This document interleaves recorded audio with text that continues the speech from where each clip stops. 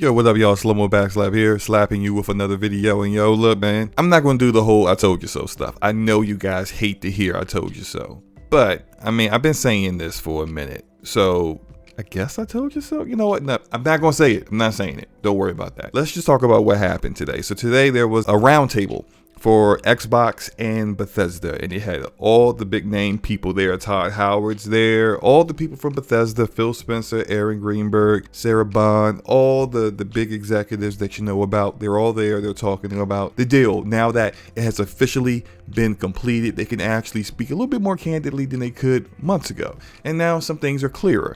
And when it comes to Bethesda games, those games will be in GamePass. And that is guaranteed the way. What this means is Game Pass is the platform. It's not Xbox. No, Xbox is the name of the division. It's Xbox Game Studios. Yes, the branding says Xbox, but actions speak louder than words. And when it comes to their actions, the Microsoft Gaming Division's actions, their actions suggest that the foundation of everything that they do going forward is simply all about Game Pass. Well, what do you mean, Slow-Mo? Well, this is what I mean. Microsoft Flight Simulator. Where is that game playable at? On PC. Is it on Xbox? No, it's not. Gears Tactics took almost a year to come out on Xbox. More than likely, Age of Empires will not be day and date with Xbox. And why is that?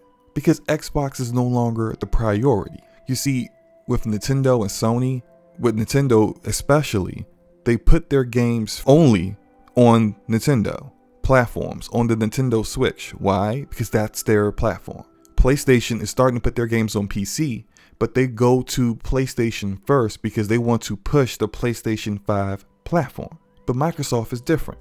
Their focus is different. All they care about is Game Pass subscriptions. Spending $7.5 billion to acquire ZeniMax Media is not about giving Xbox more exclusives. It's about getting Game Pass more exclusives, because they want, and they've said this before to their investors, they want a AAA game launching in Game Pass every quarter. And a quarter of a year is 3 months. How do you do that?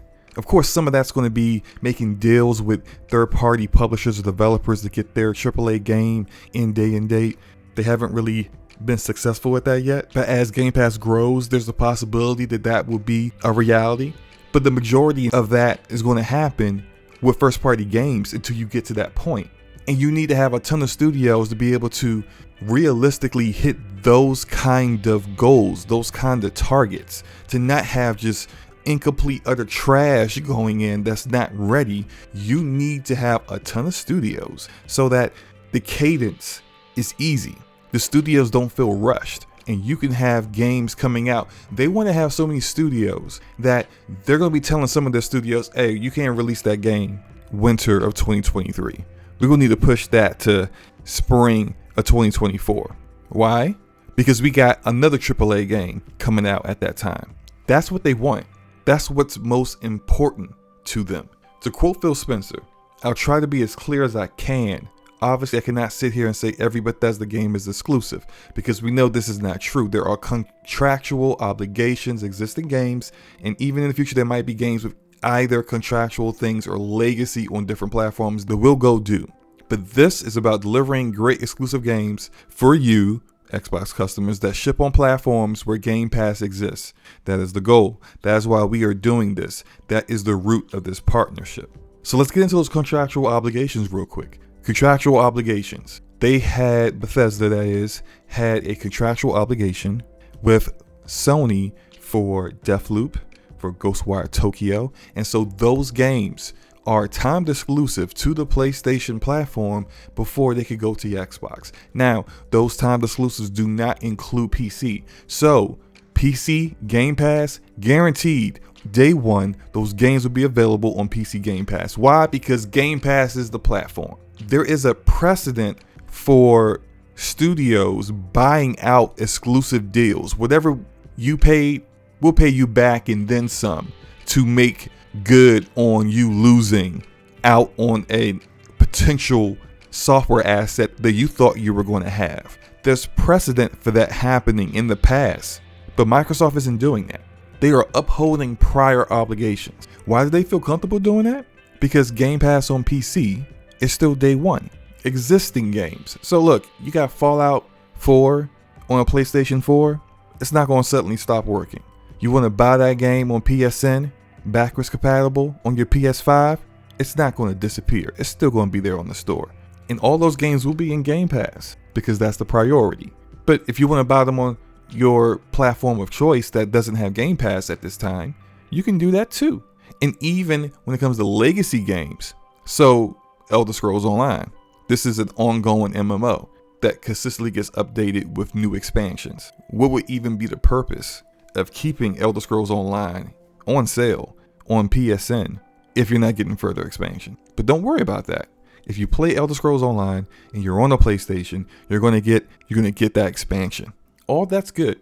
And it seems based off of what he said, there are games that we either don't even know of yet or they haven't quite shown yet that do have some kind of contractual obligation. So maybe they already got the license for Starfield, for example, and they're going to show Starfield later this year, and it's going to be on PlayStation because they already got the license for it. They already paid for that, Bethesda did, and they already have spent man hours and time developing a version of that game on PlayStation. Why waste time and money to undo all that, especially if you're this close to launching?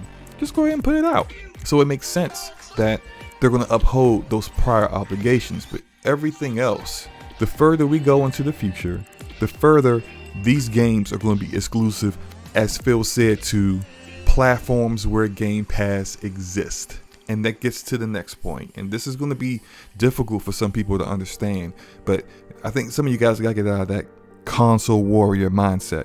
Microsoft wants Game Pass on the Nintendo Switch and PlayStation, and why wouldn't they? Can you imagine Game Pass on the PlayStation 5?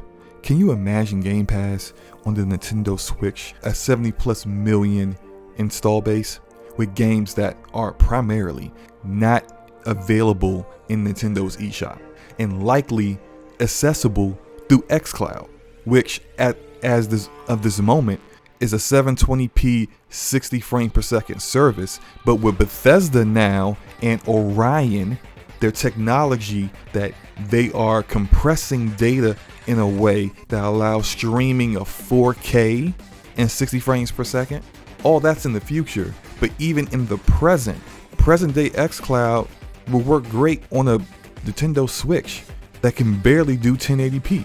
Why wouldn't you push your platform, Game Pass, to all of these people?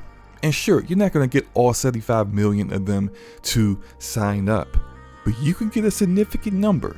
All you need to do is get Nintendo to say yes. And it's the same thing for Sony. And sure, Game Pass on PSN will look different than Game Pass on the Xbox, on the PC, on the Switch. They got their own service, PS Now. If you look at PS Now, there's a lot of crossover between the games that are on PS Now and the games that's on Game Pass. So I can see Sony saying the games that we have from PS Now will not be available in your version of Game Pass on our platform. I can see Sony having a lot of issues with this because it's a competitor. It's the reason why Apple won't allow Game Pass on iOS mobile, because they have an Apple Arcade. That's a competitor. You put Game Pass on iOS, they might as well shut Apple Arcade down because it doesn't compare. And so they won't allow it. And think about how aggressive they are being with Game Pass. We talk about how Xbox as a division isn't very aggressive. They went out and said, even after Apple said we're not allowing this service on our platform, they said, all right, we're working on a way so that you could play your games through Game Pass through Safari, a browser, basically side loading it, backdooring your way in. That's how aggressive they are. They want Game Pass on dongles connected directly to your smart TV. Notice how nothing I've spoken of in the past 5 minutes has mentioned the Xbox console, because the Xbox console is not important anymore. It's important in the sense that they need it because that's where the bulk of their Xbox community is. But clearly, they are looking at stuff like this chart, for example, and they're seeing we are third place in this small little pie of console gaming. Meanwhile, PC gaming is bigger than console gaming. Meanwhile, mobile is bigger than console and PC gaming. There's all this money out here that we could be getting. Why let our vision stay so narrow?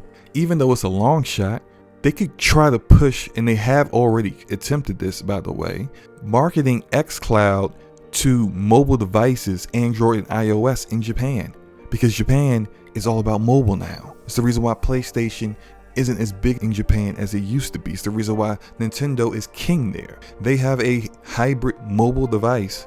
This is a way, if you have the games, that is, and you can market it to a completely different market that they don't understand. I don't think they can do this, but regardless, this is a way that you can get yourself into a different market by providing software to the customer base in the method that they like to do it. It's all about being versatile for them. And so Game Pass allows them to be versatile.